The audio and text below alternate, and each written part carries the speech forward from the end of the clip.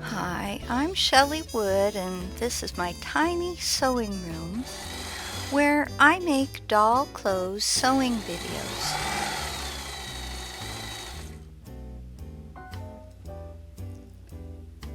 Today I'm going to show you how to make this sweet little Bolero, which is designed to fit 10-inch fashion dolls like Mattel's Skipper, DC Superhero Girls, and a number of other similar sized dolls.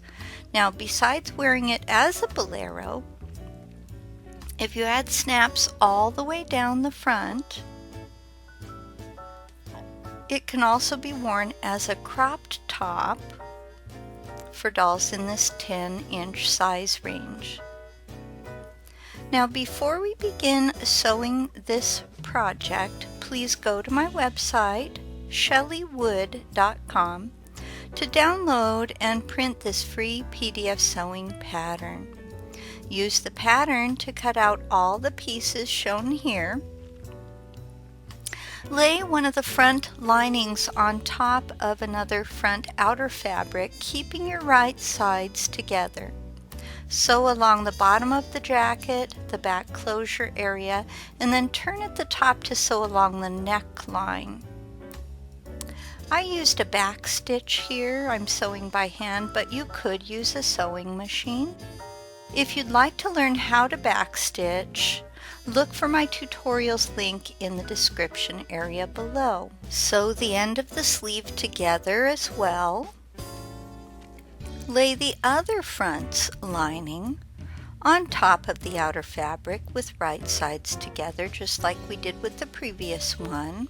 Here's a little video to show you what I'm doing there. You want to line up those little notches at the top. Stitch together the same areas as before. So now you'll have two fronts that look like this.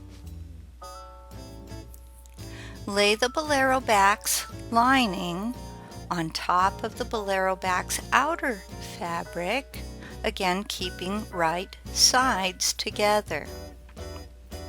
And again, I'm demonstrating that, and you want to align those notches. Stitch these together at the neckline and at the ends of both sleeves. Clip your seams. Now, when I clip my seams, I like to use the Fiskars Stitchers Minis for this task, and if you need a pair, you can just look for my link in the description. It really brings your doll clothes sewing up a level.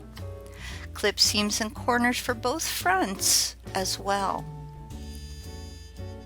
And you want to make sure you don't cross over your stitches. That's very important. So go slowly, even though this is a sped up video. Invert the right and left fronts. Now I'll be using a chopstick for this. If you need one, see the link in the description area below. I like to use a chopstick that has those tiny ridges. It just kind of helps grab the fabric a little better. I have some that don't, and they work okay, but these are ideal. Invert the back of the Bolero, and that's what I'm doing here. And I just kind of use my chopstick to kind of tighten up those inversion points. Press your seams. Now lay one front on top of the back piece, keeping right sides together and lining up the notch at the top of the shoulder. So I'm going to lay this right here, and I'm checking to make sure my notches line up. Stitch from the neckline to the end of the sleeve. Clip and press this seam. And again, very carefully clipping, and then I just kind of use my fingernail to open that seam up, and when you press the seam, you want to open it up like this. Now your Bolero jacket looks like this. Lay the other front on top of the back. Right sides together with the notch aligned just like we did before. There's our notch.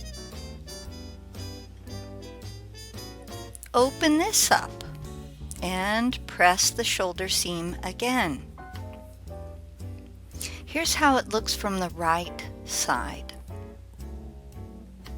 Fold one of the front pieces down again. Stitch from the end of the sleeve to the underarm. Turn at the underarm, but you're only going to add 1 or 2 stitches. Then you're going to tie a knot. Do not sew all the way down to the bottom of the front of the Bolero. Okay, leave that little gap there. Follow these directions to sew both sleeves and partial side seams. Hold your Bolero upside down for a moment. Tuck the raw edges at the bottom of the back of the Bolero in the space between the lining and the outer fabric. Now that's tricky to understand, so I'll show you what I mean. I just kind of open this up, and then I tuck that watermelon fabric in, and then I tuck that pink fabric in. And I'm trying to line them up at the side seam to make sure that it's not longer or shorter than the front fabric. Pin this tucked in area in place with straight pins. Whip stitch or ladder stitch to seal this hem area. It's not really a hem though. Here's how it looks so far with the back hem done. Now it's time to finish the side seams. Let's zoom in so you can really see what's new there. Clip the underarm area without crossing your stitches. That's what I'm doing here. Invert the Bolero jacket. Again, I use a chopstick to help with that. You know, I have pretty skinny fingers, but Skipper's tiny, so having that chopstick really helps invert. You may wish to add a row of snaps as a closure. This Bolero has 3 snaps in front to close it. This one has a single snap with a tiny decorative button. So now you're ready to try the Bolero on a doll. For more free printable PDF sewing patterns for making clothes to fit dolls of many shapes and all different sizes, please remember to visit my website, chellywood.com. What if there was an easy way to take a big doll pattern and resize it to fit a little doll, or vice versa? I'm Chelly Wood, the doll clothing designer, and in my pattern alteration class, I'm going to share with you my resizing formula. Pattern alteration is when you take a pattern that you already own and you make changes to it. Let's say a dress doesn't fit your doll quite right.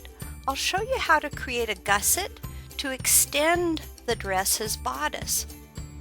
Along the same lines, I'll show you how to use a doll's body measurements to lengthen and shorten shirt sleeves, and to recreate the pants patterns you already own so they will fit dolls of different shapes and sizes. Following my instructions, you'll learn how to reshape dresses and skirts, making them fuller or less full depending on the look you're going for. With this collection of more than 40 videos, you'll use my measurement guide and dozens of tips and tricks to create a full wardrobe for the doll or dolls of your choice. I invite you to join me. We are going to have so much fun.